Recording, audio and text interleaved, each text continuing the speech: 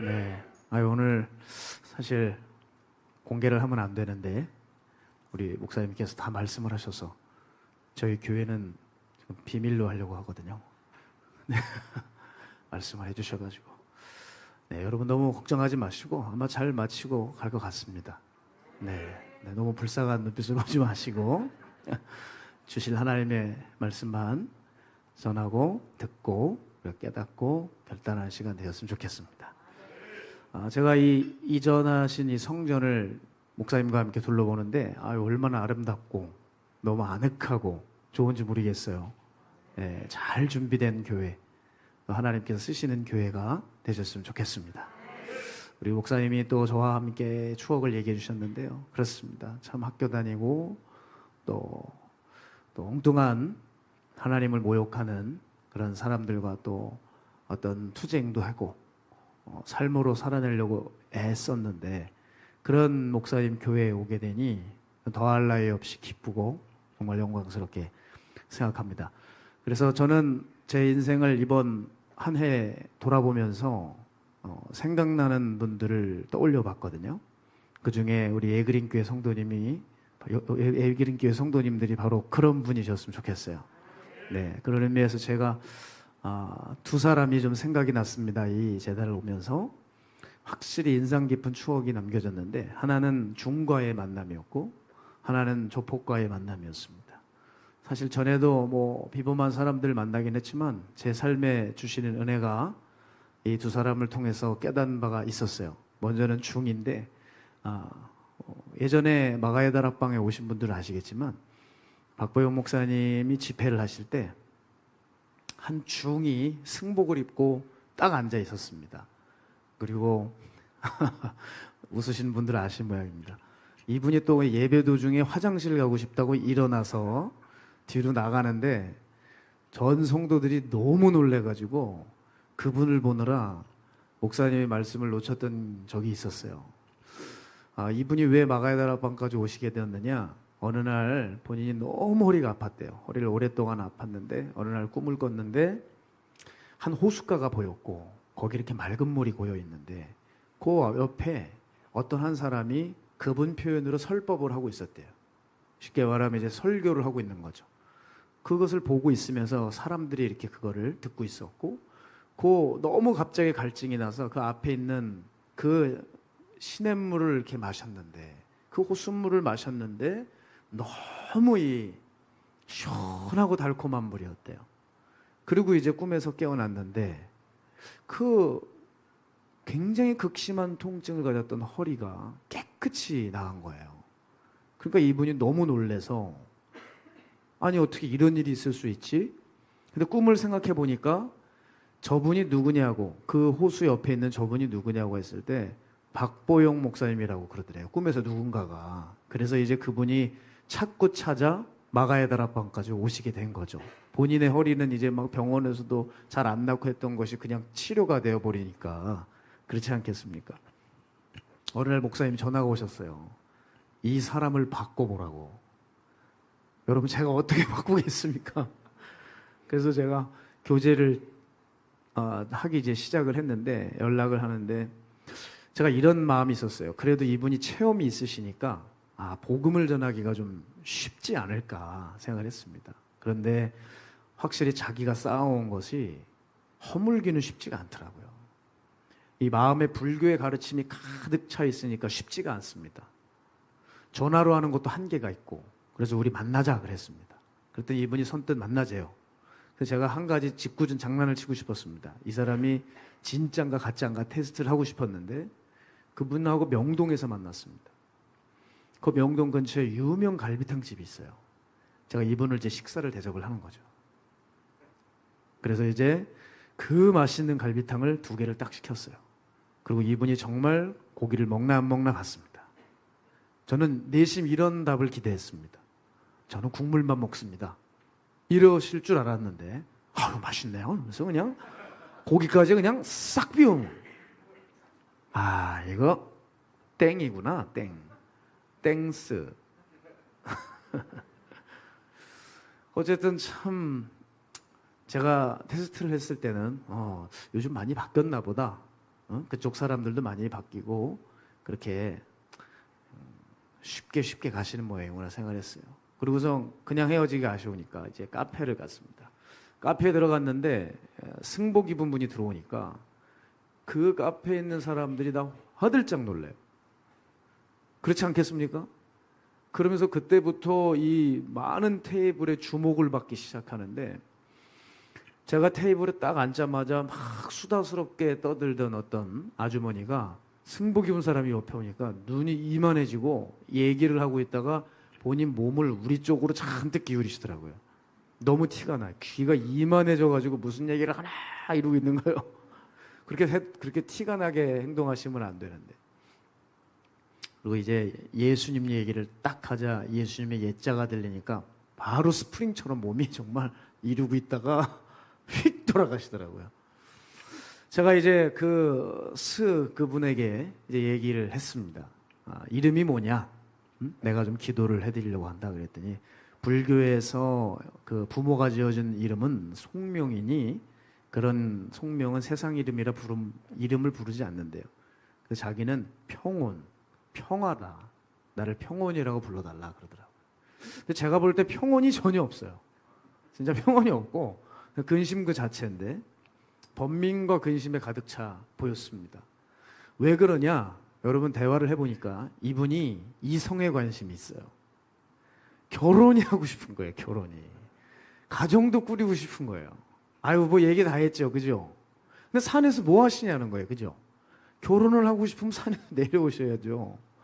근데 그 마음만 있고 계속 산에 있어요. 그래서 제가 제안했습니다. 당신 산에서 혼자 도닥지 말고 정말 의미 있는 삶을 살아보자. 여기 내려와서 정말 가난하고 병든 사람들 섬기고 그들에게 복음을 전해서 그들에게 새 삶을 살아갈 수 있도록 한다면 그게 정말 보람된 삶이고 의미 있는 삶이다. 내가 정말 도와주겠다 그랬습니다.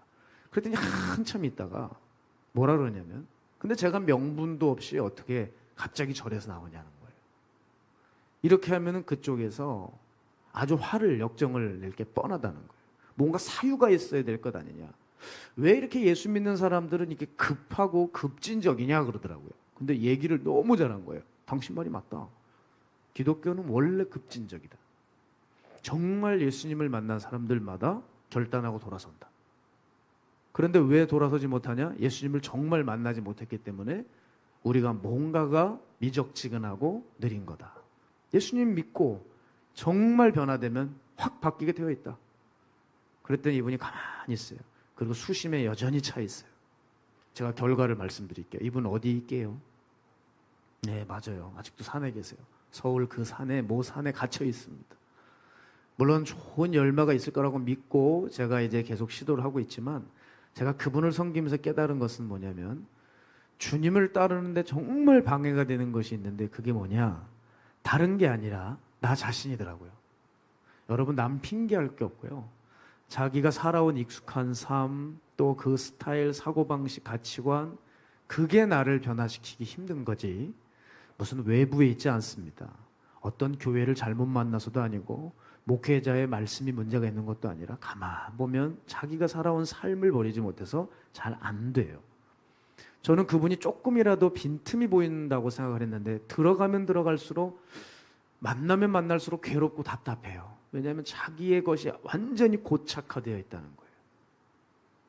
또한 두 번째 만남이 제게 상당히 의미가 있었습니다. 우리 강한수, 이제는 간사님이 되었죠. 저희 교회에서 간사님을 세웠어요. 우리 강한수 얘기를 많이 들었어요. 박보영 목사님께 안성에서부터 그 강한수의 일대기는 너무 많이 들었고, 제가 정말 제 마음에 그 강한수가 누군지 참 궁금해했어요. 유독 많은 사람들 중에 강한수가 저한테는 들어왔었던 사람이었어요, 사실은. 그런데 2019년 12월 말에 목사님이 저를 부르시고 강한수를 만나게 해주시는 거예요. 그러면서 뭐라 그러냐면, 네가 이 친구의 신앙의 길잡이가 돼봐라. 그러면서 저한테 붙여주시는 거예요. 그래서 교제를 나누고 최대한 설득하고 교육해서 그 조직에서 빼내었습니다. 그러면서 이제 함께 이제 동고동락하는 시간을 보냈어요. 아마 그 친구와 함께한 시간 때문에 제가 제대로 목회를 못했던 것 같아요. 왜냐하면 항상 그 친구 생각뿐인 거예요. 잘못하면 또 조직으로 넘어가 버릴까 봐 그냥 노심초사, 그냥 늘 전화하고 어디냐, 밥 먹자, 교회 와라, 항상 이렇게 살았던 것 같아요. 어느 날 제가 좀 미국을 떠날 일이 있었는데 이 친구를 두고 가기가 너무 힘이 든 거예요. 그래서 불안한 나머지 꼭 잘 있어야 된다, 잘 있어야 된다 그랬어요. 그런데 갔다 와서 이 친구를 만났는데 다행히 조직으로 가지 않았어요. 저한테 놀라운 얘기를 하더라고요. 목사님이 미국 떠나는 그날부터 제가 이상하게 꿈을 꿨습니다. 저는 원래 꿈을 꾸지 않습니다. 꿈을 꿔도 생각이 나질 않아요. 근데 너무 선명하게 기억이 나더래요. 희한하죠. 6일 내내 같은 꿈을 꾸는데 첫 번째 사람이 두 사람이 나오더래요. 두 번째 날도 또 다른 두 사람이 나오더래요. 세 번째 날도 세상에서 알던 두 사람이 나오더래요. 저는 자기는 이렇게 생각했대요. 첫 번째 날, 두 번째 날 나온 사람도 다 자기에게 너무 고마운 사람들이었대요. 세 번째 날 나온 사람도 2명이 나왔는데 좀 이상하다 싶어서 잠에서 깨서 노트에 적어놨대요. 첫날은 누구누구, 둘째 날은 누구누구, 셋째 날은 누구누구. 넷째 날이 되면서도 또 두 사람이 나오는데 이상했대요. 근데 자기 마음에 이런 음성이 들려왔대요. 저들은 독사들이다. 근데 그 독사들이 아닌 거예요, 자기 보기엔. 왜냐하면 자기를 세상에 있을 때 그렇게 도왔던 사람이라는 거예요. 근데 이게 주님이셨던 것 같다고 하더라고요. 그들은 독사들이다. 너는 만나서는 안 된다. 아마 이 친구들을 만나면, 이 사람들을 만나면 아마 다시 세상으로 가는 모양이에요. 주님은 이 강한수 간사에게 간섭을 하기 시작하시는데 결국 6째 날까지 총 12명을 보여주시면서 만나지 말아야 되는 사람이라고 하시더라고요. 근데 본인이 그 중에 한 명을 만나고 왔대요. 실수로. 알면서도 전화가 와서 만나러 갔는데 만나고 와서 자기가 깨달았대요. 만나자마자 마음에 엉뚱한 마음이 쑥 들어오는데 이래서 주님이 만나지 말라고 하셨구나 깨달아서 아예 그냥 절대 자기 사전에는 만나지 않겠다. 그 얘기를 저에게 했습니다. 참 그러면서 한결같이 지금도 동인천의 노숙인들을 섬기고 있거든요. 제가 누누이 얘기했어요. 아니 어느 날 보니까 몸이 쇠해요. 한수 간사 쉬어라. 좀 쉬면서 해야지. 이렇게 하다가는 오래 못 간다. 조금 하루만이라도 쉬어라. 그 하루를 안 쉬는 거야. 하루를. 그래서 제가 어디를 떠나 있건 뭘 하건 늘 그 주변에 있는 사람들에게 물어봐요. 지금 어떻게 지내나. 동일한 그 삶을 살아가요. 제가 어느 날 물었습니다. 어떻게 이 삶을 이렇게 살아갈 수 있느냐 했더니 딱 한마디를 했는데 제 마음에 아주 큰 울림이 들었어요. 이것이 바로 예수님이 기뻐하시는 삶이라고 배웠어요. 그 한 문장이었어요. 이게 예수님이 기뻐하시는 삶이라고 배워서 이걸 하고 있다는 거예요. 끊임없는 이 삶을 살기에 저는 이제 간사직책을 허락을 하고 정말 실질적으로 사역을 하는 사역자가 되어서 지금 동인천의 노숙인들을 섬기고 또 최근에 생겨진 순례자의 집 아시죠? 그쪽에서 많은 노숙인들을 실질적으로 그 예배당에 인도해서 예배를 돕는 사역을 하고 있습니다. 자, 여러분 보세요. 왠지 중이 같은 종교인이니까 종교심이 있을 것 같고 금방 따라올 것 같지만 안 되더라고요. 사실 그런데 조폭은 어떨까요? 조폭이 여러분 스님보다 쉬워 보입니까? 조폭은 어떻게 보면 좀 더 어려울 수 있지 않아요? 공감대가 아예 없고요. 제가 조직폭력배 어떻게 살아가는지 얘기를 쭉 들었어요. 기가 막혀요, 여러분. 기가 막혀요. 그냥 돈을 물 쓰듯이 쓰고 거기서 빠져나올 수가 없는 삶입니다. 근데 이 조폭 출신이 노숙인하고 어울린다는 건 있을 수가 없는 일이거든요. 제가 이 둘을 비슷한 시기에 만났습니다. 그런데 한 사람은 자기 생활을 청산했고 한 사람은 버리지를 못해서 아직도 사탄에 붙들려 있어요. 저는 이 두 사람을 보면서 두 가지를 깨달았는데 첫 번째는 사람이 겉모양이 중요하지 않다. 무슬림이건 조폭이건 중이건 도둑이건 겉모양이 중요한 게 아니라 사람 마음 바탕이 중요하다는 걸 깨달았어요. 본디 그 마음이 어떠하냐. 이 마음에 따라서 이 사람이 복음을 받아들일지 안 받아들일지 결정이 나더라고요. 두 번째는 마음의 갈등을 어떻게 진압하느냐가 중요해요. 내가 무엇으로 이 갈등을 진압할 것이냐. 하나님 말씀에 굴복당할 것이냐, 아니면 하나님 말씀을 이겨먹을 것이냐. 다 이 싸움인 거예요. 저는 여러분 결론적으로 이 두 사람은 알게 모르게 지금 치열한 영적 전쟁을 치르고 있다는 것을 알게 되었어요. 여러분, 이렇게 한 사람을 두고 누가 먼저 그 마음과 영혼을 선점할 것이냐의 싸움이 그 옛날부터 지금까지 계속 되어 오고 있습니다. 여러분, 이 영적 전쟁은 실제입니다. 실제고 정말 저에게도 하나님께서 이것을 여실히 깨닫게 해주시는 때가 있었는데요. 올해죠. 올해 미국의 서부에 집회를 다녀왔어요. 근데 참 어떻게 이런 일이 있을 수 있는지 너무너무 신기했습니다. 공항에서 내리자마자 멀쩡했던 제 다리에 문제가 생겨서 걷지를 못해요. 이건 설명을 할 수가 없습니다. 비행기가 좁아서 그런 거 아니에요? 아닙니다. 제 앞에 아무도 앉지 않는 그런 이코노미석이었어요. 다리를 뻗을 수가 있었어요. 뭔 얘기인지 아시죠? 비행기 타신 분들. 맨 앞에 엑스트라 레그룸이라고 그러나요? 그쪽이었어요. 그러니까 다리를 충분히 뻗을 수 있었는데 아플 리가 없어요. 절기 시작했는데 너무 심한 거예요. 그래서 제가 그 담임 목사님한테 전화를 드렸어요. 제가 지금 못 걷고 있다고. 그러니 너무 당황스러워 하시더라고요. 아니 그럼 어떻게 설교를 할 거냐. 저도 모르겠다. 너무 죄송하다고. 야, 이거 못 서는 거 아니야 싶을 정도로 정말 여기서 조기를 못 가요. 질질 끌고 가는 거예요, 이렇게. 그리고 이제 집회날이 왔습니다. 나가야 되잖아요. 나가는데 이제 저를 섬겨주시려고 하는 그 장로님이 갑자기 사업장에 어려움을 당했어요. 멀쩡하다가. 그래서 이제 목사님이 출동을 하시는데 그 목사님 차량 타이어가 또 펑크가 나서 움직이지를 못하고 다 발들이 묶여져 버린 거예요. 그리고 단에 설 때까지 저는 절고 있었고 전혀 눈치 못 채면서 아주 힘들게 이렇게 서서 설교를 하기 시작했죠. 제가 그때 깨달았어요. 그리고 집으로 가서 숙소 때부터 잠을 잘 수가 없는데 와, 완전 사람이 피폐해지더라고요. 아, 정말 악한 영은 이렇게 호시탐탐 우리를 노리고 있구나.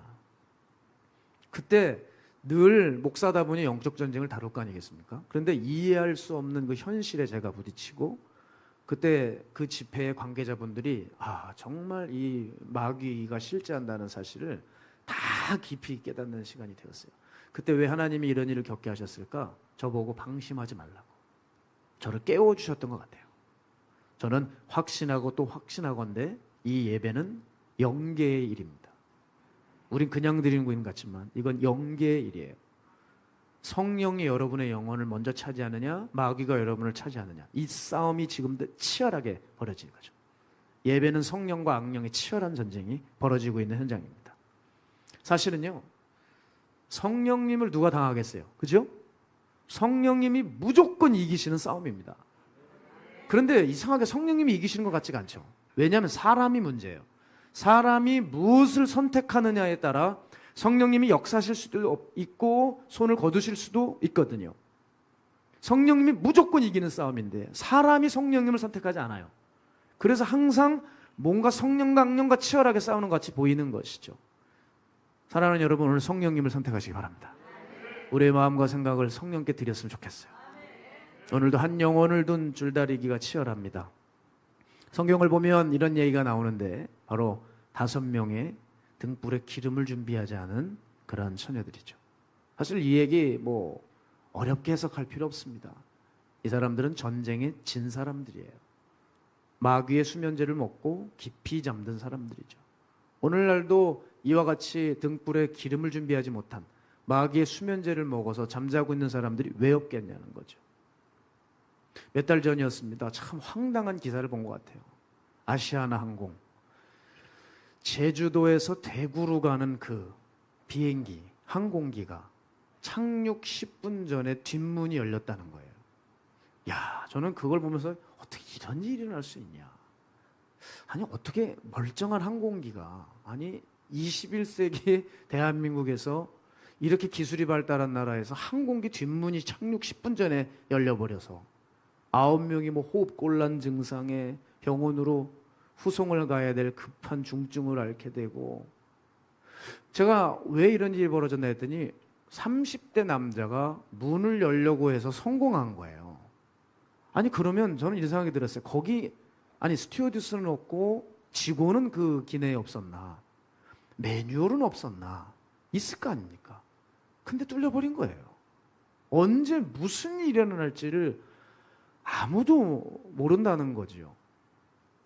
정말 늘 멀쩡했기 때문에 설마 이런 일이 있겠냐, 좀 설마가 사람을 잡은 거예요. 사실 뭐 멀리서 찾을 것도 없습니다.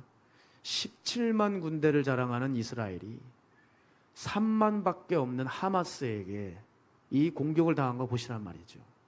여러분, 이스라엘은 세계 최고의 첩보기관을 3개나 두고 있어요. 도무지 이거는 걸릴 수밖에 없습니다. 그런데 왜 뚫렸냐? 다들 전문가들이 첫 번째 방심했습니다. 최첨단의 그 정보망을 돌리는데 하마스가 그 밑에서 너무 이스라엘이 최첨단을 달하는 걸 알고 있잖아요. 오히려 그러니 이 최첨단이 미치지 못하는 역발상을 통해서 재래식 쪽으로 치고 들어오는 거예요. 여러분, 국경을 뭐로 넘어왔습니까? 패러글라이딩으로 내려놨잖아요. 말이나 됩니까 그게? 야, 황당하게 이렇게 뚫려버리는구나. 여러분, 이게 예산 일이 아니라 우리나라 6.25 한국전쟁만 봐도 마찬가지죠. 참 요번에 이스라엘이 안식일 때 하마스의 공격을 당했듯이 우리 6.25 때도 주일 전날 새벽에 인민군들이 쳐들어왔잖아요. 사실 안식일에 그 이스라엘 군사들이 휴가를 많이 떠났대요. 근데 어쩜 한국도 비슷한지 6.25 터지기 그 주일 전날 토요일부터 국군들이 다 휴가를 떠났거든요. 그때 이제 소련식 무기로 무장한 인민군들이 그 국군들이 없는 그 틈을 비집고 들어와서 쳐들어왔습니다. 인민군은 만발의 준비를 다했지만 국군은 인민군의 동태도 파악을 하지 못했죠. 저는 이 역사적인 사실 앞에서 참 제가 많이 깨닫습니다. 정신을 진짜 차려야 되겠다. 지금 설교를 전하고 있고 뭐 날마다 성경을 보고 기도한다고 하지만 여러분, 그렇지 않아요. 얼마든지 목사도 뚫립니다. 방심하면 정말 뚫리게 되어 있습니다. 영적 전쟁은 이렇게 눈에 보이지를 않으니 일반 전쟁보다 더 합니다. 더 해요. 그래서 아예 넋놓고 우리는 당하고 있는 거죠. 그래서 여러분이 이것을 생각해 보셔야 돼요. 내 일상에서 나는 왜 이런 생각을 자꾸 하지? 나는 왜 이런 말을 하고 있지? 이런 행동을 하지? 이게 그냥 여러분 자연스럽게 나오는 게 아니라는 거예요. 그래서 성령께서 오늘 이 예배를 통해서 여러분을 지금 깨우고 계시고 다시 한번 우리의 일상을 되돌아보게 하시는 거고, 또 모든 일에는 언제든지 예고가 있기 마련입니다. 성수대교가 무너질 때도 그냥 무너진 게 아닙니다. 분명히 사인이 있었고, 삼풍백화점 무너질 때도 옥상에서 이미 사인이 있었는데 설마 했다가 다 무너진 거고, 온갖 이 나라 지방에서 그렇게 다리들이 많이 무너지고 있죠. 그 다리가 무너진 것도 대부분 다 전조 증상이 있었지만 그걸 사람들이 무시했던 탓이죠. 여러분, 지금 오늘 동일하게 예배를 드리고 있지만 어느 누군가는 영적 붕괴 직전일 수 있어요. 저는 지금 그게 두려워요. 그게 저일 가능성도 매우 높아요. 그래서 오히려 몸이 힘들어지고 자꾸 이게 주님께 집중하기가 어려워질 때 어느 때보다도 지금 제가 긴장하고 살거든요. 이것이 혹시 어떤 경고 사인은 아닌가? 이제 밀고 들어오겠다고 하는 것을 이미 사인으로 주님이 보여주시는 것인가?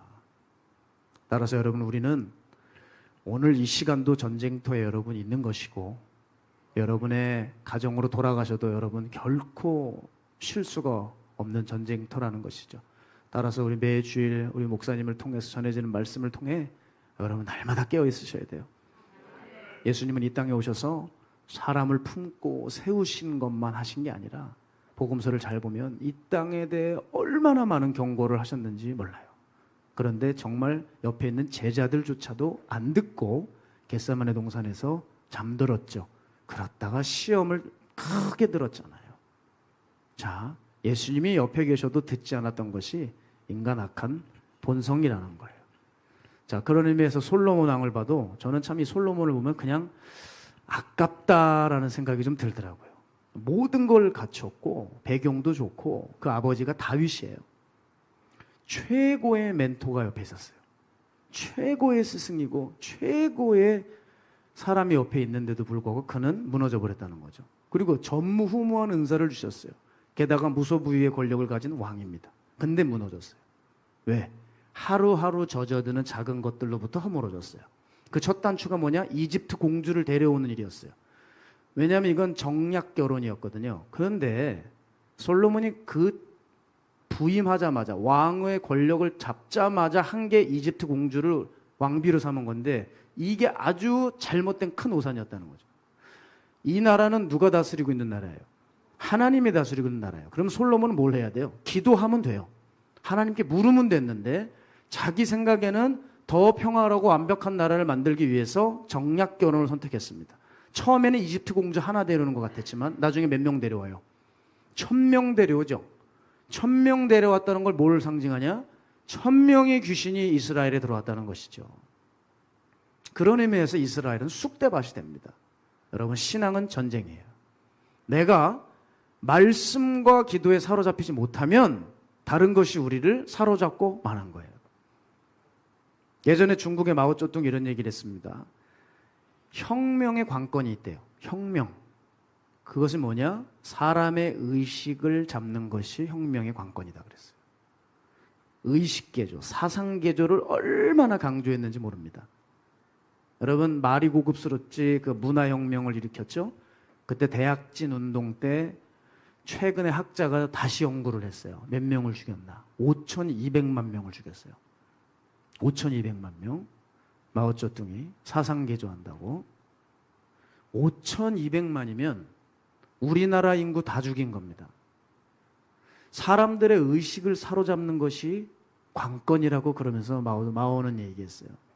자, 여러분, 오늘도 내 의식과 사상과 사고를 뭐가 결정지을 것이냐, 나는 뭐에게 내줄 것이냐, 오늘 이 싸움을 치르려고 여러분이 오신 것입니다.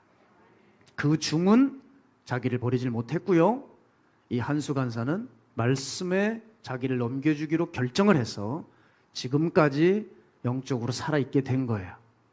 여러분, 이렇게 이 싸움에서 이긴 사람만이 결국 그리스도를 말할 수 있고 반석 위에 섰다고 하는 거죠.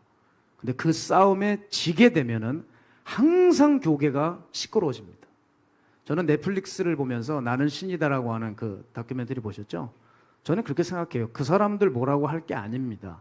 그냥 그 사람들은 크게 싸움에서 진 사람들이고, 여기 있는 우리 목회자들도 얼마든지 싸움에서 지면 그렇게 될 수 있어요. 그래서 항상 저는 우리 신앙인들에게 권고합니다. 이 싸움에서 이기려면 이것을 일로 여겨서는 이길 수 없고, 이걸 사명으로 여겨야지만 끝까지 이길 수 있을 것이다. 맞습니다. 왜 우리 신앙생활에 힘을 못 받냐면 목적의식이 없기 때문에 그렇거든요. 사명의식이 없기 때문에 그렇습니다. 여러분, 오늘 예배 드리는데도 목적이 있으셔야 돼요. 목적이 있는 사람과 없는 사람 천차만별입니다. 완전히 천지차이가 될 수 있어요. 목적이 있는 사람은 확실히 달라요. 어려움과 역경이 왔을 때 다 뚫어내요. 그 목적의식 때문에, 사명의식 때문에. 그러나 그게 없는 종들과 성도들이 계시더라고요. 그런 사람들은 너무나도 쉽게 타협을 해요. 자, 저는 몇 년 전에 전라도 해남이라고 하는 땅끝 마을에 그 장례 조문을 좀 다녀온 적이 있습니다. 거긴 진짜 되게 멀더라고요. KTX를 타고 목포역에 도착을 해야 됩니다. 그 다음에 내려서 택시를 잡고 1시간 반 정도를 해남으로 들어갑니다. 그런데 제가 이제 택시를 탈 때 항상 전도를 해요. 아시는 분은 있겠지만 저는 이제 원래 개척을 했었고, 저도 교회를 세워가는 입장이다 보니까 이런 교회에 오게 될 때 참 남달라요, 마음이. 뭐 어떻게 저도 목회를 했고 이러는 게 생각도 나면서, 우리 목사님 참 기도 많이 성도님들이 해드려야 되는데 열심히 좀 돕고 계시나 이런 생각도 들고요. 그래서 항상 이제 택시를 탈 때마다 전도를 했는데, 그때도 이제 전도를 했어요. 근데 항상 택시를 탈 때 항상 전도를 하다 보니까 사람 얼굴을 보면 이런 얘기가 좀 그렇지만 그냥 보면은 이 사람이 복음을 받아들일지 안 받아들일지 그 얼굴에서 좀 나와요. 제가 은사를 받은 게 아니라 관상을 보는 것 같은 느낌이 들 때도 있지만 이분은 얘기가 되겠다 이런 생각이 들더라고요. 그래서 얼마나 기분이 좋았는지. 왜냐면 1시간 반을 이제 가야 되잖아요. 타가지고 가는데 그 택시는 신기하게 여기 액정이 있어요. 거기 뭐가 나오냐면 요한계시록 이렇게 하면서 쫙 나오더라고요. 야, 요즘에 요한계시록을 듣는구나. 그래서 기사님, 교회 다니시나 봐요. 그 요한계시록 좀 같이 들으시죠. 볼륨 좀 올려주시겠습니까? 그때 올려주셨어요. 그래 듣는데 성경 구절이 안 나와요. 누가 계속 해설만 해요. 벌써 이상하잖아요. 아시죠? 무슨 얘기인지 이제 벌써. 거기서 오셨어요? 어떻게 잘 아세요? 시청자 한번 손 들어보세요. 그래서 제가 어느 교회세요? 이렇게 물어봤어요. 얘기를 잘 안 해요. 왜 얘기를 못 하세요, 기사님? 괜찮아요. 얘기해 보세요. 그랬더니 저 사실 신천지예요. 그러더라고요. 그래서 그래요. 알고 있었어요. 어느 교회세요? 그랬더니 목포 시온교회를 다닌대요. 거기 그럼 몇 명이나 있어요? 그랬더니 4,700명 있습니다. 그러더라고요. 여러분 지금 5,000명 넘었습니다. 훨씬 넘었죠. 목포 지역을 집어삼켰습니다. 그 교회 알거든요. 알아봤는데 다 집어삼켰습니다. 정말. 기성교회는 다 허물어지고 그 교회는 어마어마하게 부흥했어요. 제가 4,700명이라고 얘기를 했는데 아무 생각이 안 나요. 신천지를 이 사람 앞에서 강의를 하는 것도 그렇고 일단 빼내야 되겠다. 이분 어떻게 건져낼 수 있을까? 그때부터 이제 1시간 반 동안에 저의 편안하게 복음을 나누면서 가려고 했던 그 시간이 그 어떤 잠깐의 여행이 완전히 숲으로 돌아갔죠. 그때 내가 이제 복음을 전하면서 신천지에 대해서 딱 얘기를 하는데 그렇게 착해 보이고 순해 보이던 기사님 있잖아요.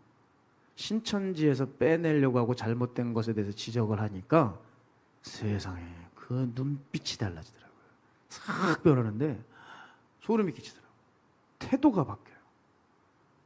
아무리 얘기해도 안 돼요. 깨달았다니까요. 마오가 한 말이 맞아요. 의식을 개조해버리면 끝나요. 세뇌가 이렇게 무섭구나. 아무리 설득해도 결국 1시간 반 동안 하다가 포기했어요. 근데 왜 포기했느냐? 너무 가슴 아픈 얘기를 들었어요. 본인이 서울에 가면 이 교회를 얘기하면 대한민국에 모르는 사람이 없습니다. 그 기성교회 대형교회를 15년 이상 다녔다는 거예요. 그런데 거기 있는 교육자를 비롯해서 성도들이 하나님께 충성하는 것이 아니라 사람에게 충성하는 모습을 너무 봤대요. 자기는 성경에 대해서 알고 싶은데 예수님의 도에서는 알려주지를 않고 순 사람 비유 맞추는 것만 봤다는 거예요. 그래서 자기가 그 교회를 나오게 됩니다. 나올 때 파수꾼들이 성경을 가르쳐준다고 접근한 거죠. 그때 그 성경 가르치는 내용에 완전히 이분이 매료가 당합니다. 저는 그 얘기를 하는데 더 이상 뭘 못하겠더라고요. 나도 일반 개신교 다녔던 사람이에요. 그러는데 사랑하는 여러분, 이게 제가 누굴 탓하겠어요? 그렇죠? 이분의 또 안타까운 점은 뭘까요? 싸움에서 이긴 사람들과 함께 신앙생활 하셨어야 되는데 오랫동안 싸움에서 진 사람들과 오랫동안 신앙생활 하시다 보니까 그만 거기에 질려버리게 된 거죠. 전 누굴 탓해야 될지 모르겠어요. 사랑하는 여러분, 그렇습니다. 우리가 신앙도 그렇고 공부도 그렇고 업무도 그렇고 개념을 잘 잡아야 된다고 봅니다. 신앙은 그저 가슴 따스한 이야기만 해주는 것이 아니고 사실 신앙은 전쟁입니다. 예수님이 이 땅에 오셔서 어떻게 죽으셨는지를 기억하세요. 그것만 우리가 생각한다면 신앙이 우리가 은혜를 주셔서 구원받게 해주시는 것에는 너무나도 눈물나고 감격스러운 일이지만 그때 이후로 그리고는 아무런 일도 없이 그냥 아무것도 안 하는 삶이 아닌 거예요. 나는 구원받았으니까 계속 행복 이렇게 나아갈 수가 없고, 내가 정말 구원받았다면 이제부터는 이제 예수 그리스도의 DNA를 가지고 예수님처럼 세상에 검을 주러 왔다 그러셨잖아요. 내가 불을 던지러 왔다 하셨잖아요. 불을 던지고 검을 내뿜는데 여러분 상대가 가만히 있겠습니까? 반응이 있죠. 칼을 들여대는데 반응이 있죠. 뭐야 이러고, 불이 던져지는데 아 뜨거 하면서 뭔가 반응이 있듯이 전쟁이 된다는 거예요. 그러니까 신앙은 뭐라고요? 전쟁인 거예요 원래. 따라서 오늘 은혜 받았다고 만족하실 필요가 없고, 내일 또 어떻게 될지를 모르는 겁니다. 가장 어리석은 사람은 오늘 하나님의 음성을 받고, 오늘 뜨거웠고, 오늘 눈물 났다고 해서 내일도 안전할 거라고 착각하는 거예요. 그렇지 않아요. 출애굽에 보면 이스라엘 백성들이 만나와 메추라기를 하나님으로부터 공급받지만 어떻게 돼요? 그것을 그 날만 먹을 수 있는 거예요. 그거를 몇 날 며칠을 준비하려고 창고에 그것을 가둬두는 순간 그건 다 썩어버렸습니다. 맞습니다. 오늘 주시는 은혜로 오늘을 살 뿐이에요. 그러니 왕년 타령해서는 안 된다니까요. 내가 옛날에 뭐 은혜를 받았고 그때 간증이 있었고 그때 하나님을 만났으니까 나 이런 사람이에요. 되게 웃기는 얘기예요. 그게 오늘 하나님과의 교제가 있어야 되고, 오늘 하나님의 은혜가 있어야 되고, 그 음성이 들려와야 되는 거죠. 오늘이 은혜 받았다고 내일도 여러분 기대하셔서는 안 돼요. 내일 일은 내일 염려하고 내일 싸워야 돼요. 그러니 여러분, 우리가 이것을 기억한다면 승리할 수 있습니다. 그런 의미에서 요셉의 삶을 보게 되면 인신매매를 당했잖아요. 요셉이 참 얼마나 힘든 마음에 싸움이 있었겠어요. 인류 최초의 인신매매 사건이 바로 오늘 본문에서 벌어지고, 이제 요셉이 어느덧 좀 장성했던 이때였습니다. 보디발 장군의 집으로 이제 이양을 받고 거기서 은혜를 받아서 가정 총무 역할을 하면서 보디발 장군의 특별한 사랑을 받죠. 그런데 보세요. 그 사랑을 받았다고 해서 그 다음날 평안하던가? 아니라는 거예요. 또 뜻밖의 공격이 시작되는 거예요. 이미 요셉에게는 너무 많은 공격이 있었지만 이제는 풀리겠지 했던 보디발 장군의 집에서도 또 공격을 당하는 것입니다. 말도 안 되는 성적 유혹이 찾아오는 거예요. 그 부담스러운 아줌마가 또 접근하는 거죠. 자, 이럴 때 요셉은 어땠어요? 잘 싸웠어요. 잘 싸웠어요. 그렇죠? 너무 잘 싸웠어요. 이런 얘기 할 필요 없잖아요. 이제 다 잘 아시니까. 그런데 그리고 나면 어떻게 돼요? 하나님이 이제 높여주셔야 되는데 어디로 가요? 또 누명을 씌우고 또 감옥을 들어가요. 또 전쟁인 거예요. 그리고 그 감옥에서도 관원장들이 요셉이 해줬던 해몽을 또 싹 잊어먹고 요셉은 감옥에서 혼자 치열한 그런 힘든 시간을 또 보냅니다. 보세요. 마귀가 요셉을 죽이기 위해서 평생을 쫓아다녀요. 끊임없는 공격과 전쟁. 그게 창세기 39장이에요. 저는 이 창세기 39장을 뭐 여러 부분으로 뭐 신학적으로 또 목회적으로 풀 수 있겠지만, 저는 39장을 볼 때마다 이거는 살벌한 영적 전쟁이다라고 생각해요. 살벌한 영적 전쟁이다. 나는 안 그러겠지 하지만 이제는 끝났겠지 하는데 또 찾아오는 거예요. 우리 마가의 다락방에 원로 목사님 박정원 목사님께서 한참 부흥 강사로 돌아다니실 때 정말 전국 방방곡곡을 깨우고 다니셨죠. 어느 날 이제 연합 집회를 치르셨대요. 연합 집회를 치를 때 감리교 목사님들이 한 숙소에서 옆방에서 단체로 주무시고 계시고, 원로 목사님은 이제 강사님이니까 따로 방에 계셨다는 거예요.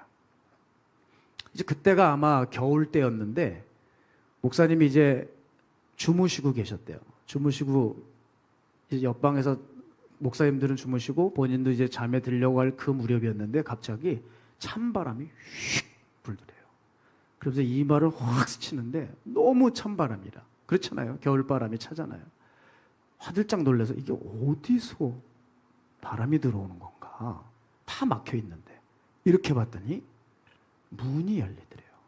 그랬더니 아유 추워 그러면서 여자 하나가 들어오는데 알몸이더래요.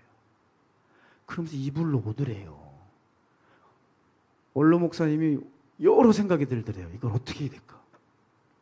생각난 게 도둑이야 그러면서 하실 수밖에 없었대요. 왜냐하면 옆방에 이제 감리교 목사님들 다 주무시는데 강사 방에 여자가 알몸으로 들어오는 거예요. 아이 추워 이러면서. 나도 추워 하면서 이불로 들어오는데 어떻게 하시겠어요? 도둑이야 하면서 뛰어내려가셨어요. 문을 열고 나가셨는데 옆방에서 목사님들이 다 깨서 이 여성을 붙들어가지고 그 엄동설 안에 그 운동장에 이제 내팽개쳤다는 거예요. 근데 이 원로 목사님이 저한테 그러시더라고요. 내가 가끔 그때 생각이 나. 내가 참 별일 다 겪었는데 내가 조금 후회가 되신대요. 왜냐면 내가 그래도 목사인데 그 사람 내 방에 들어왔을 때 도둑이야 해가지고 어려움 당하게 하는 게 아니라 이 영혼 불쌍하게 해달라고 안수를 해서 점잖하게 내보냈어야 되는데 내가 그게 좀 후회가 된다. 그런데 제가 봤을 때는 목사님이 너무 잘하신 것 같아요. 왜냐하면 안수를 했다가 이 여자가 또 무슨 얘기를 할지 어떻게 알아요? 몸에 뭐 손을 댔다고 그러면서 목사님 너무 잘하신 것 같은데요 라고 말씀을 드렸지만 그래도 목사가 돼서 그렇게 한 사람을 그렇게 한 것에서 너무 후회가 된다라고 하시더라고요. 그 어른을 볼 때 얼마나 치열한 전쟁을 치르면서 살아오셨는지 몰라요. 자, 여러분, 제가 그 말씀을 듣는데 야, 나는 이제 어떻게 살아가야 될까? 막막하더라고요. 기억하셔야 됩니다. 나도 전혀 예상하지 못할 때 심지어 예배 후에 오늘 예배 후에도 충분히 공격이 들어올 수 있어요. 그게 요셉의 삶이었습니다. 그게 요셉의 삶. 그래서 뭐 요즘에 요셉을 보면 뭐 그런 가구도 있잖아요. 뭐 꿈꾸는 요셉이야? 그거 볼 때마다 말도 안 된다. 싸우는 요셉이지 무슨 꿈꾸는 요셉이냐. 꿈은 그냥 잠깐 꾼 거고 그때부터 엄청 싸웠어요. 요셉이. 자, 그리고 오늘 10절을 보게 되면 이 여인이 날마다 와서 유혹을 한다고 10절에 나왔죠. 그렇죠. 유혹은 한 번 오는 게 아니라 계속 오죠. 이게 바로 사탄이 하는 짓이라는 거죠. 그래서 요셉은 한두 번 이긴 게 아니라 계속 싸워서 이겼다는 점을 놓지 마셔야 돼요. 그래서 저도 그런 의미에서 한 지체를 알고 있는데 어느 날 제 책상에 이름 모를 편지 한 통이 온 적이 있어요. 그걸 열어봤더니 2019년에 세간을 떠들썩하게 했던 오산백골 시신 사건의 용의자였어요. 아니, 이 사람이 왜 나에게 편지를 했나? 우리 강한수 형제가 여차저차 해가지고 알게 돼서 저하고 연결을 시켜준 거죠. 이 사건을 여러분 혹시 아시는지 모르겠는데 20대 초반 애들이 18살 애를 그 오산 야산으로 인도해서 거기서 이제 둔기로 때려 죽여 파묻은 사건입니다. 사건 정황이 이래요. 이 범인들이 가출팸이라는 걸 만들어서 SNS에다가 이제 가출한 애들을 모집을 하는 거예요. 너에게 잠자리를 제공해 주겠다. 돈을 벌게 해 주겠다. 그래서 가출 청소년들을 유인해서 여기서 이제 뭐 절도도 시키고 대포 통장도 만들어서 뭐 보이스피싱에 이런 범죄 조직에도 가담하게 하고 뭐 이렇게 하는 겁니다. 그래서 이제 재워주고 어떤 소일거리 주면서 돈을 주서 아이를 이제 가둬두고 있는 건데 얘네들이 만약에 그 가출팸에 들어왔다가 나가잖아요. 탈퇴를 하잖아요. 그럼 가서 보복을 합니다.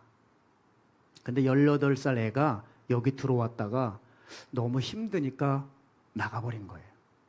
그때 그 일당들이 이놈을 잡아오려고 이제 여러 가지 수를 쓰게 되는데 이 친구가 이제 수법을 아니까 아주 꽁꽁 숨어버린 거예요. 근데 결국 이들에게 붙들렸어요. 뭐냐? 문신이 그렇게 좋은 모양이에요. 청소년들이. 문신을 무료로 새겨주겠다고 하면서 여자아이를 이제 도구로 해가지고 유인을 한 거죠. 그래서 어느 지역에 이제 문신하는 데는 줄 알고 들어갔다가 이제 붙들려서 그 18살 애가 오산역 근처에 야산에서 어려움을 당해서 죽었습니다. 그 사건 중에 같이 있던 친구였어요. 3명이었거든요, 용의자가. 근데 저한테 편지한 이 친구는 실제로 자기는 때리지 않았대요. 2사람이 때려서 죽였는데 옆에 있었다고 하는 이유로 25년형을 받았어요. 그 친구가 25이에요. 25년 뒤면 50이 넘어서 나와요. 근데 이 친구가 강한수 형제를 알게 돼서 예수님에 대해서 들은 거예요. 그때 예수님에 대해서 듣자 자기 마음 안에 믿음이 들어왔어요. 그러면서 저한테 편지를 쓴 거예요. 목사님, 저는 너무 기구하고 외로운 삶을 살았는데 예수님이 정말 계신지 몰랐대요.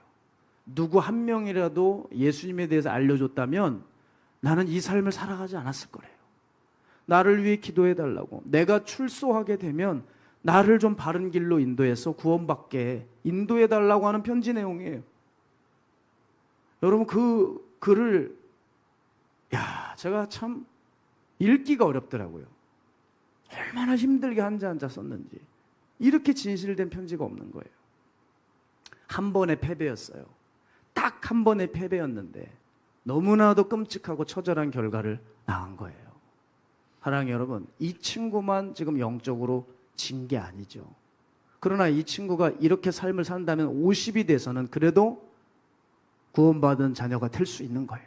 그런데 우리는 이런 못된 살인 혐의에 연루되어 있지는 않지만 우린 교회를 다니면서 전혀 한 번도 영적 전쟁을 치르지 못하고 오늘도 내 익숙해진 삶으로 걸어가고 있다면 이거는 여러분, 이 형제가 오히려 더 복된 형제 아니겠습니까? 여러분 이기고 계시나요? 여러분의 영은 살아 있으십니까? 여러분이 정말 전쟁을 치르면서 살아 계시다면 그 증거가 뭔지 여러분 말씀하실 수 있어야 돼요. 사람이 죽게 되면은 최초 5분 내로 온 몸에서 독이 다 빠져나온대요. 예전에 우리 선배 목사님들은 장례가 있으면 자신의 성도를 염까지 다 하셨잖아요. 예전 목사님들은 장례 치르시다가 큰 병을 많이 얻으셨대요. 왜냐하면 시신을 늘 만지다 보니까 시신에서 나온 독에 그만 이제 감염이 되는 거예요. 자, 여러분, 독도요, 죽은 몸에는 더 이상 할 게 없어서 빠져나와 버립니다. 독은 살아있는 몸에서만 거하면서 우리하고 이 백혈구하고 전쟁을 치르는 거예요. 독도 살아있는 사람에게만 거한다고요. 무슨 얘기죠? 여러분, 싸움이 있으셔야 내가 살아있다고 하는 얘기예요. 그러니까 여러분, 마귀도 누구를 공격하겠나 생각해 보세요. 싸움을 안 하는 사람은 이미 내 밥이에요. 건들지 않아요. 아무런 일도 없어요. 결국 마귀가 누구를 건들겠냐? 싸우는 사람. 하나님께 몸부림치는 사람을 건들지 않겠어요? 요셉을 왜 그렇게 건드렸겠어요? 그가 하나님께 마음을 두고 열심히 전쟁을 치르고 있는 사람이었기 때문에 끊임없는 전쟁이 있었던 거예요.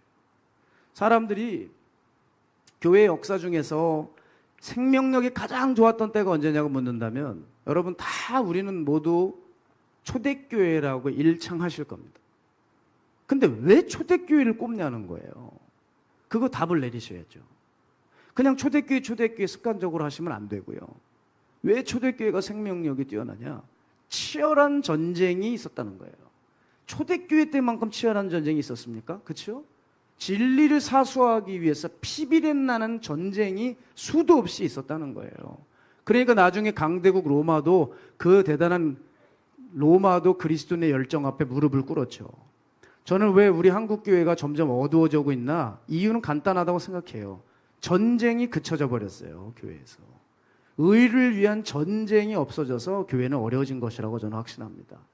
생각해 보세요, 여러분. 우리가 싸우지 않고 투쟁하지 않는다면 어떻게 자유를 얻기 위해서요? 못 얻죠. 이 땅의 모든 자유는 전쟁에 의해서 얻어진 거거든요. 그렇잖아요, 여러분? 부부간의 권력 구조도 열심히 싸우신 거예요. 아이들이 내 말을 잘 듣는 것도 부모와 자식 간에 어떤 전쟁이 있었던 것이고, 하여간 우리네 작은 인간관계부터 큰 나라와 나라와의 전쟁까지 싸우지 않으면 평화와 자유는 없었어요. 따라서 여러분, 오늘 우리에게 보혜사 성령님께서 싸우는 힘을 부여해 주실 것입니다. 오늘로 주시는 이 말씀으로 싸워 승리해야 될 줄로 믿습니다. 고린도후서 10장 4절에서 5절 그런 의미에서 함께 읽을까요? 시작.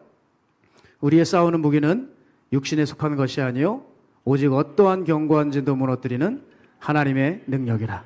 모든 이론을 무너뜨리며 하나님 하는 것을 대적하여 높아진 것을 다 무너뜨리고 모든 생각을 사로잡아 그리스도에게 복종하게 하니. 아멘. 아멘. 사랑하는 여러분, 오늘도 우리에게 힘 주시는 성령님과 그 말씀의 능력을 의지하면서 또 우리를 이기게 하실 그 주님 약속 붙들면서 인내하면서 나아가셔야 돼요. 여러분, 우리는 신앙생활 한다고 하지만 생각보다 신앙생활 하면서 우리 주님을 놓치고 잃어버리는 경우가 꽤 많은 것 같아요. 그런데 제가 이 한 얘기를 듣고 정말 제 마음에 회개도 되고 깨달음도 있었어요.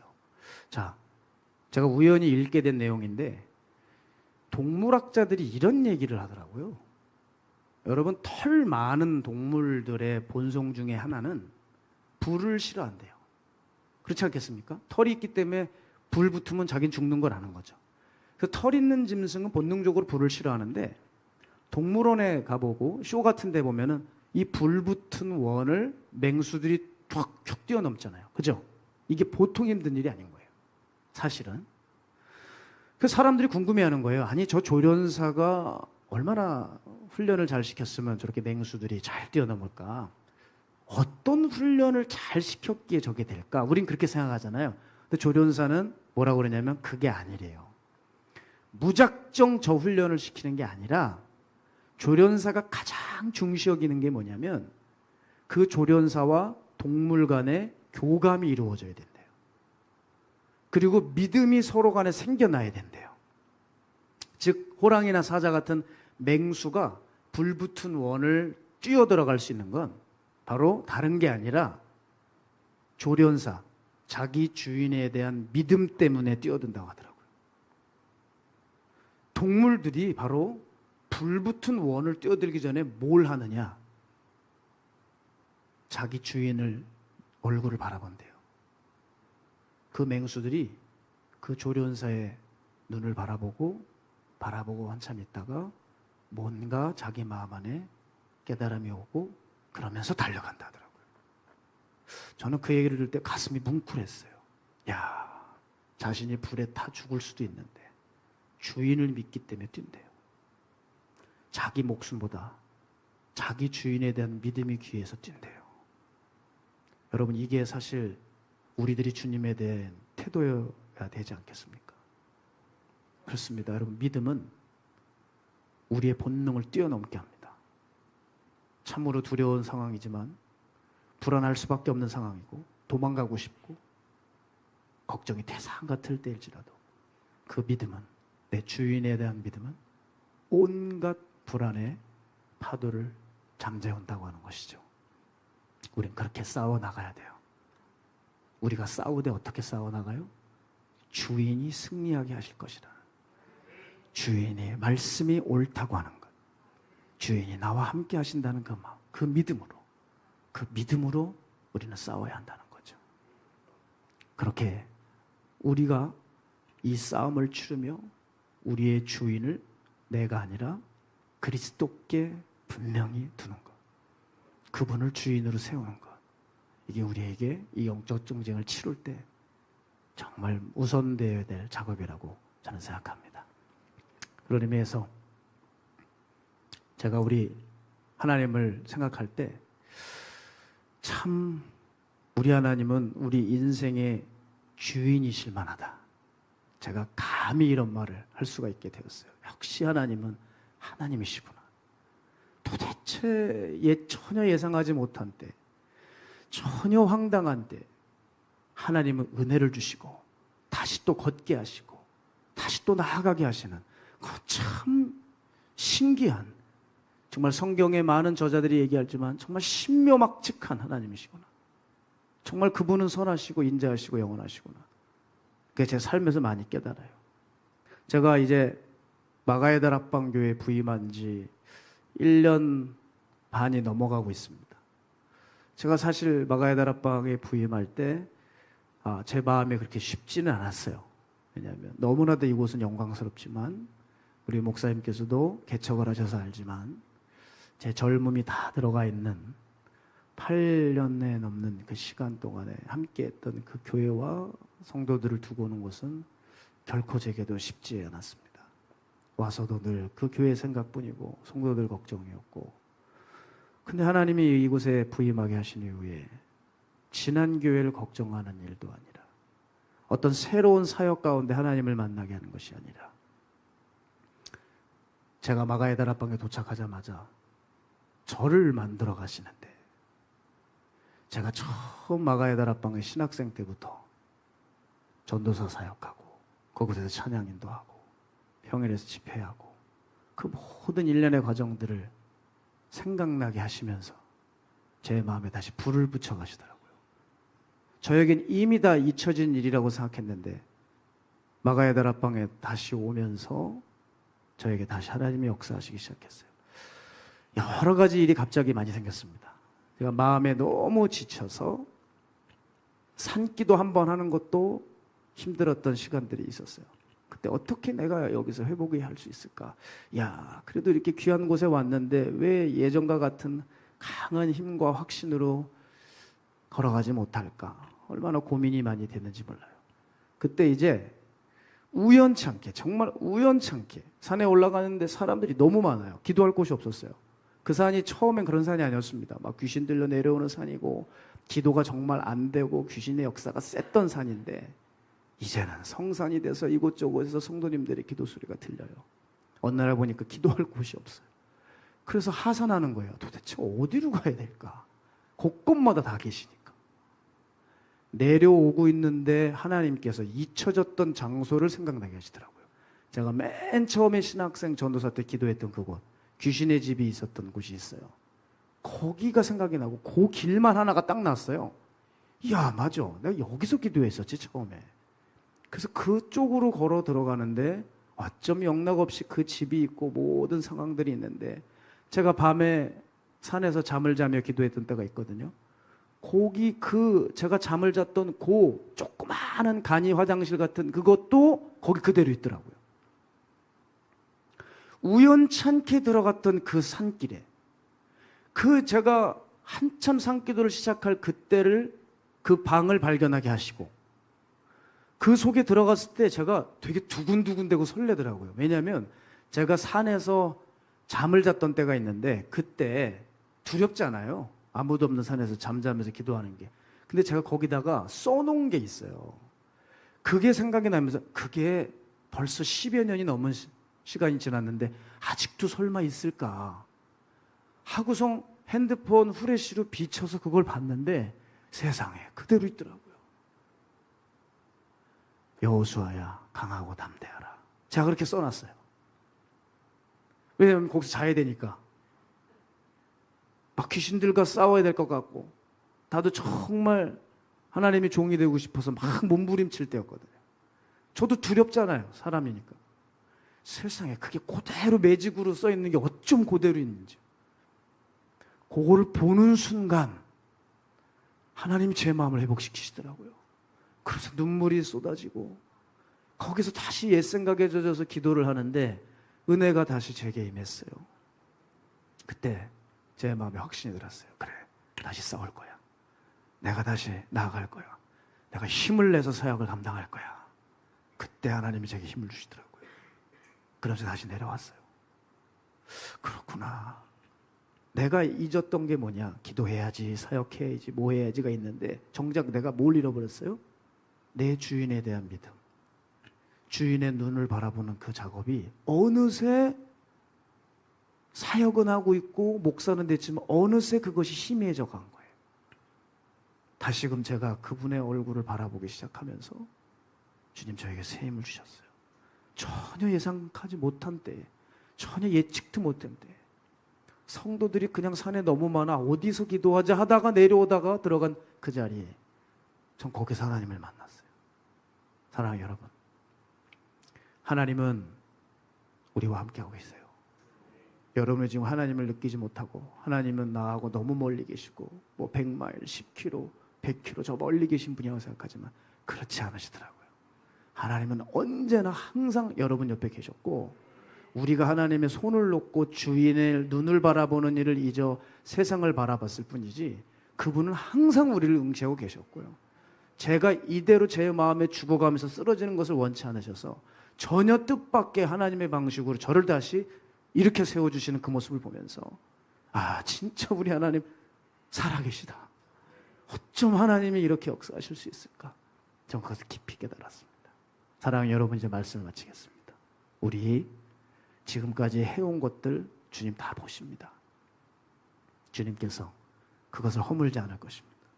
앞으로 그 일을 계속하게 우리에게 힘을 주실 것입니다. 우리 목사님과 함께 이 교회를 정말 귀하게 세우시지 않습니까? 예그린 교회. 하나님께서 정말 지금까지 쌓아오는 것을 다 지켜보고 오셨을 겁니다.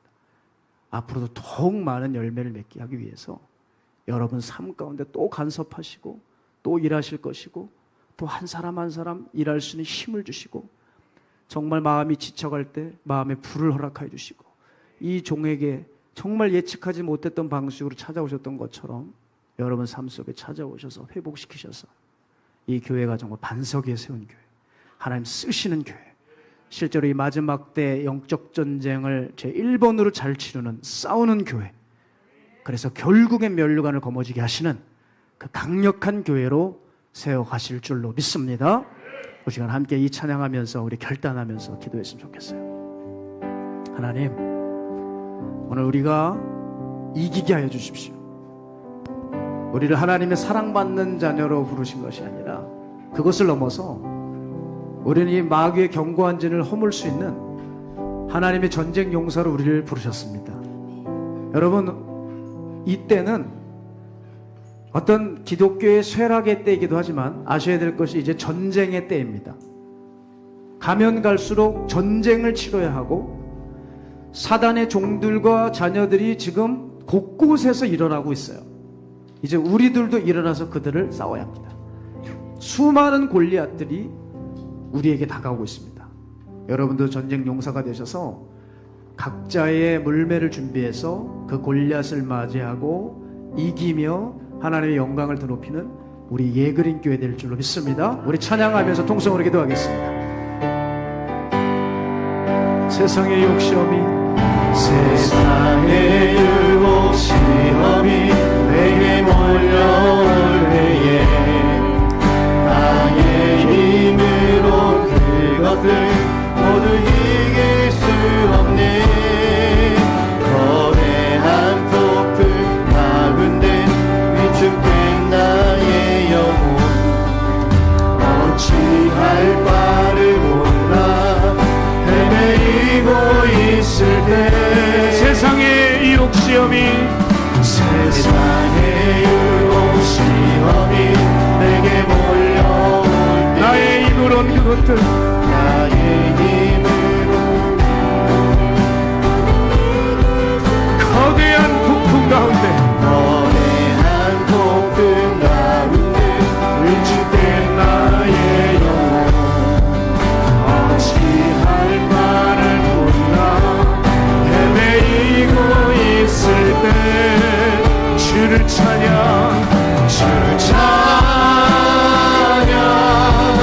손을 들고 찬양 전쟁은 나에게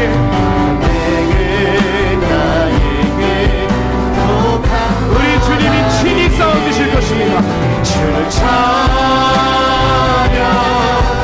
손을 들고 찬양 전쟁은 하나님께 속한 것이니 주위를 둘러보면 아무도 없는 듯 믿음의 눈을 들며 우리는 분 계시네.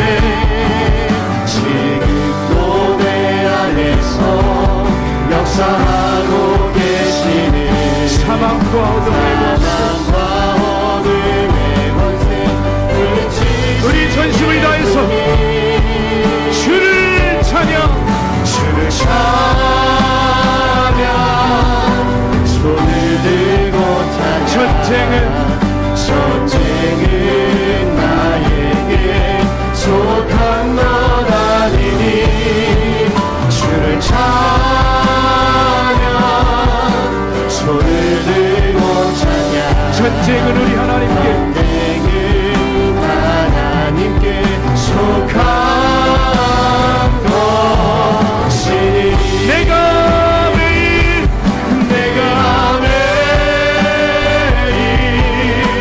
십자가 앞에 더 가까이 가오니 그새 주의 그새 주의 흘린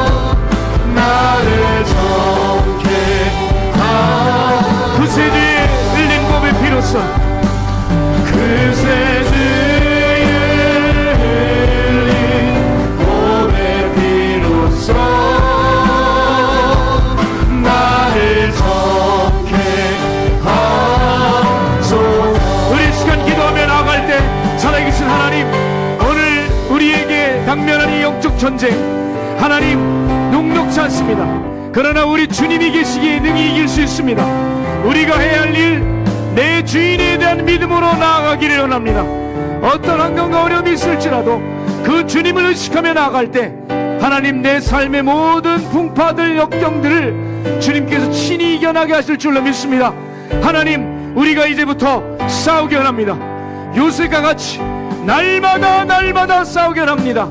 오늘 주실 만남의 추락이 먹고 오늘을 싸우기 원하며 내일을 또 내일 주실 만남의 추락기를 고대하며 또 그 양식 먹고 싸우기를 원합니다. 그래서 우리의 그린 교회가 결국은 이기고 승리하고 멸류관을 거머쥐는 교회 되게 하여 주시옵소서. 우리 주님 이름 세 번 외치고 우리 간절히 기도합니다.